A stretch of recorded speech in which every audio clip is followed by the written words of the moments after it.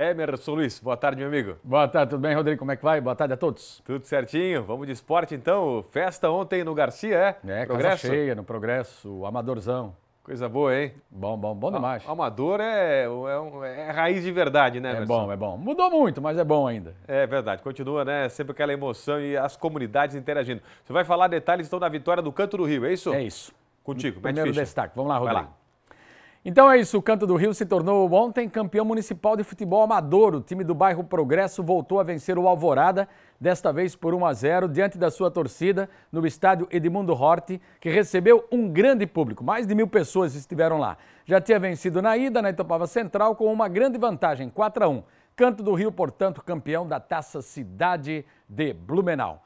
Tudo igual no primeiro jogo da final do Campeonato Catarinense da Série B. O Camboriú saiu na frente em Imbituba com o Hermisson cobrando esse pênalti e depois você vai ver na sequência o Carlos Renault empatou com o Wellington Rocha. 1-1, tá tudo aberto, quem vencer fica com o título da segunda divisão. O jogo da volta está marcado para domingo às 3 horas da tarde no estádio Augusto Bauer em Brusque. Os dois times estão na Série A do Campeonato Estadual do ano que vem. Estão de volta à elite porque eliminaram os dois representantes aqui da cidade. E isso, claro, trouxe consequências, como a dispensa de 5 jogadores do BEC. 5 atletas que oscilaram entre titularidade e banco de reservas e tiveram pouco ou quase nenhuma chance, como o goleiro Cauê, o lateral esquerdo Matheus Rodrigues, os volantes Matheus Santana e Luiz Fernando e o atacante Carlinhos completam essa lista de 5 nomes. Fica a expectativa para saber se alguém vai ser contratado. Por enquanto, nenhum nome anunciado. O elenco voltou aos treinos agora pela manhã, depois de uma semana de folga. Dia 7 de setembro tem a estreia do Blumenau na Copa Santa Catarina contra o Joinville, aqui em casa, no SESI. Futsal. Blumenau segue sem vencer na Liga Nacional. Jogando ontem no Paraná, perdeu para o Campo Mourão por 4-0. Com isso, completou 18 jogos sem vitória. Agora são 2 empates e 16 derrotas e o último lugar na classificação. O time terá ainda mais 5 partidas pela frente. A próxima não vai ser aqui em Blumenau, mas em Videira, é domingo, após fechar um acordo lá com a Prefeitura de Videira, que já recebeu 4 partidas de Joaçaba na mesma Liga Nacional. O acerto é para 2 jogos. Dia 14, Blumenau ainda enfrenta o Atlântico de Erechim. E a Seleção Brasileira de Futsal Feminino venceu a Colômbia em Xanxerê e garantiu o tricampeonato do Torneio Internacional de Futsal Feminino, 3ª edição, 3º título do Brasil. 2-0 foi o placar, casa cheia lá na Arena, gols da Simone e da Emily. Mais cedo, Marrocos venceu a Guatemala por 3-2 na disputa do 3º lugar. Com a vitória, o Brasil encerrou a competição com 100% de aproveitamento, somando triunfos também sobre Guatemala, Marrocos e a própria Colômbia na fase de grupos. O título confirma o domínio na seleção aqui no continente e fortalece a preparação para os próximos desafios internacionais.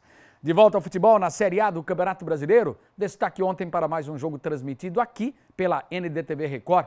A vitória do Botafogo sobre Juventude em Caxias do Sul. O Cruzeiro voltou a vencer, reduziu outra vez a diferença para o Flamengo, mas o rubro-negro joga hoje, bem como o Palmeiras, que pode reassumir a vice-liderança.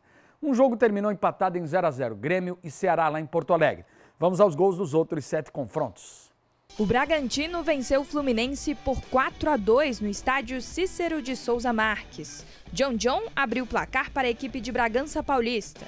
Sacha ampliou. Hércules descontou para os cariocas. La Quintana fez o 3º dos donos da casa. Luciano, o 2º para o Flu. E Davi Gomes fechou a conta. Bragantino 4, Fluminense 2. O Cruzeiro voltou a vencer em casa. O time mineiro derrotou o Internacional por 2-1. Matheus Pereira abriu o placar. Tabata deixou tudo igual. Na etapa final, Caio Jorge, o artilheiro do Brasileirão, de cavadinha, colocou a equipe novamente na frente. Cruzeiro 2, Internacional 1. O Corinthians bateu o Vasco por 3-2 em São Januário. Maicon marcou o primeiro do timão. Verrete, de pênalti, empatou a partida. Guinegão colocou o Corinthians na frente de novo. Gustavo Henrique fez o 3º. E Ryan descontou para os cariocas. Vasco 2, Corinthians 3. O Bahia venceu o Santos por 2-0 na Arena Fonte Nova.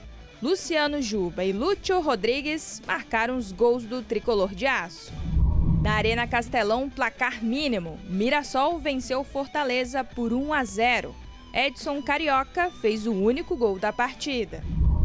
No jogo transmitido pela NDTV Record, o Botafogo venceu o Juventude de virada por 3-1 no Alfredo Jaconi. Batalha de cabeça abriu o placar para os donos da casa. Alex Telles empatou em cobrança de pênalti. Cris Ramos brilhou na segunda etapa e garantiu a vitória dos visitantes. O espanhol fez 2 gols nos minutos finais. Juventude 1, Botafogo 3. E fechando os jogos do fim de semana, o São Paulo venceu o Atlético Mineiro jogando no Morumbi por 2-0. Pablo Maia e Tapia fizeram os gols do tricolor paulista. É só para confirmar que hoje às 7 da noite nós temos o Palmeiras contra o Sport e aí às 9 tem o Flamengo contra o Vitória. E isso, é claro, vai alterar a classificação, a gente confirma todos esses números aí, a classificação atualizada amanhã. Porque agora o destaque é a Série B, a 23ª rodada, sexta-feira. A torcida do Criciúma fez uma linda festa, recepcionou o ônibus na entrada do estádio Heriberto Wilson e deu um show na arquibancada. O Tigre também correspondeu em campo, venceu o Novo Horizontino por 2-0, um resultado que fez o Tigre entrar no G4. Já a Chapecoense goleou o Atlético em São João del Rei, em Minas Gerais, 4-0. E o primeiro gol de falta do Giovanni Augusto foi uma pintura. A Chape sobrou no segundo tempo e se manteve em terceiro lugar na classificação. Quem joga hoje é o Avaí, 9h30 da noite, na ressacada, enfrenta o Amazonas. E tem também o jogo mais cedo, 7 horas, entre Botafogo de Ribeirão Preto contra o outro adversário. O Botafogo de Ribeirão Preto joga com o Vila Nova. Aí o Criciúma tem que torcer para o Vila Nova perder. Aí ele termina a rodada no G4. Série C, vitória da dupla catarinense. No Estádio Centenário em Caxias do Sul, Brusque marcou com Guilherme Pira aos 29 minutos de confronto.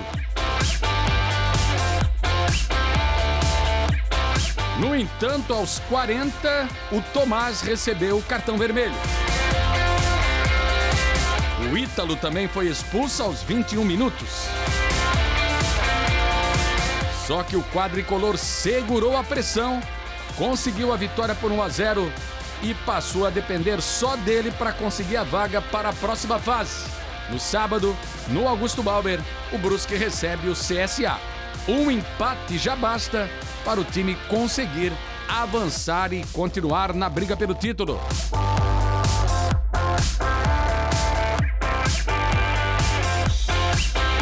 E o Figueirense, no Orlando Scarpelli, bateu o Floresta do Ceará por 1-0 com esse gol do Felipe Augusto. Praticamente se livrou do rebaixamento e ainda ficou com chances de classificação. Embora não dependa apenas do seu desempenho. Tem de vencer o Ipiranga, sábado em Erechim, e contar ainda com o tropeço de 2 adversários.